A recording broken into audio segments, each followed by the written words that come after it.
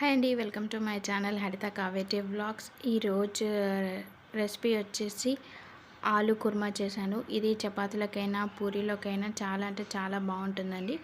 దీనికి కావాల్సిన ఇంగ్రీడియంట్స్ ఏంటియో చూసేద్దాము.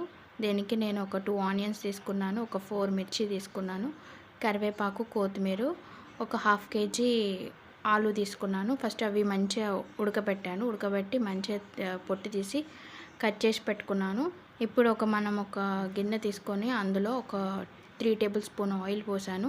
అందులో జీలకర్రను, ఆవాలు తాలింపుకు కావాల్సినవి వేసిన తర్వాత కొంచెం అవి వేగిన తర్వాత ఆనియన్స్ను, పచ్చిమిర్చి, కరివేపాకు కూడా వేసాను. అవి మంచిగా ఫ్రై అవ్వాలి.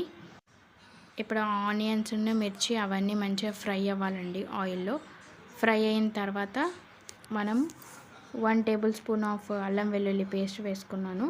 అది ఇప్పుడు మంచిగా మనం ఫ్రై చేసుకోవాలి. ఇది చాలా అంటే చాలా ఈజీగా చేసుకోవచ్చు అండి. మార్నింగ్ టిఫిన్స్లోకి అయితే చాలా ఈజీగా అయిపోతుంది ఈ కర్రీ. మనం ఒక ఆలు ఒక్కటి ఉడకపెట్టుకుంటే సరిపోతుంది, వెంటనే చేసేసుకోవచ్చు. ఇప్పుడు మనం వేసిన అల్లం వెల్లుల్లి పేస్ట్ అనేది మంచిగా ఫ్రై అయింది కదండి. ఇప్పుడు ఫ్రై అయిన తర్వాత నేను ఒక 1 టేబుల్ స్పూన్ ఆఫ్ సాల్ట్ కూడా యాడ్ చేశాను ఇందులోనే. కావాలంటే కొంచెం యాడ్ చేసుకోవచ్చు. నేను 1 టేబుల్ స్పూన్ వేసాను.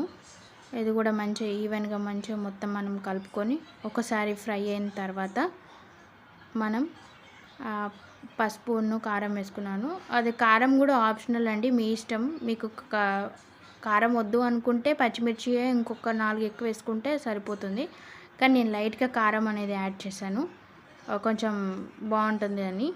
ఇప్పుడు నేను ఒక 1/2 టేబుల్ స్పూన్ పసుపు అనేది యాడ్ చేశాను.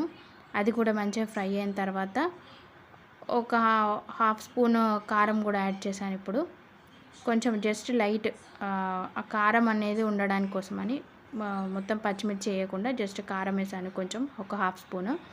ఇప్పుడు మనం తీసుకున్న కట్ చేసి పెట్టుకున్న ఆలు ఉంది కదండి, అదంతా మనం అందులో వేసుకోవాలి. నేను ఒక చేతిలో మొబైల్ పట్టుకున్నాను కాబట్టి కొంచెం అనేది వేస్తున్నాను. సో ఇప్పుడు మొత్తం అందులో ఆలు మొత్తం వేసేసాను. ఇప్పుడు మనం మంచిగా ఈవెన్గా ఒకసారి కలుపుకోవాలండి. జస్ట్ సైడ్ నుంచి కలుపుకోవాలి, లేకపోతే మొత్తానికి స్మాష్ అయిపోతుంది గరిటెతో కలుపుతూ ఉంటుంటే. కొంచెం కలిపిన తర్వాత ఒక చిన్న గ్లాసుడు వాటర్ తీసుకున్నానండి. జస్ట్ కొంచెం మంచిగా దగ్గరికి అది గ్రేవీ టైప్లో వస్తుందని చెప్పేసి నేను ఒక చిన్న గ్లాస్ వాటర్ అనేది యాడ్ చేశాను. ఇప్పుడు అది కొంచెం మంచిగా మసలాలి. ఇప్పుడు హై ఫ్లేమ్లో పెట్టాను.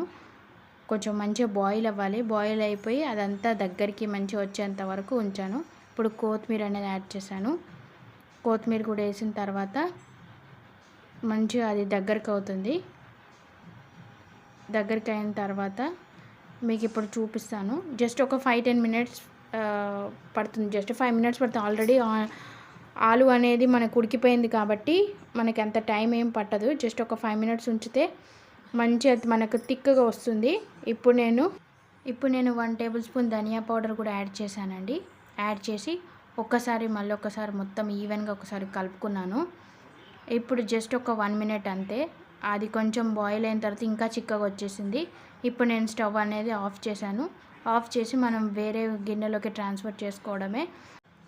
ఈ ఆలు కుర్మా అనేది మనకు మార్నింగ్ బ్రేక్ఫాస్ట్లోకి చపాతీకైనా, పూరి అయినా, దోశలకైనా అంటే చాలా బాగుంటుందండి.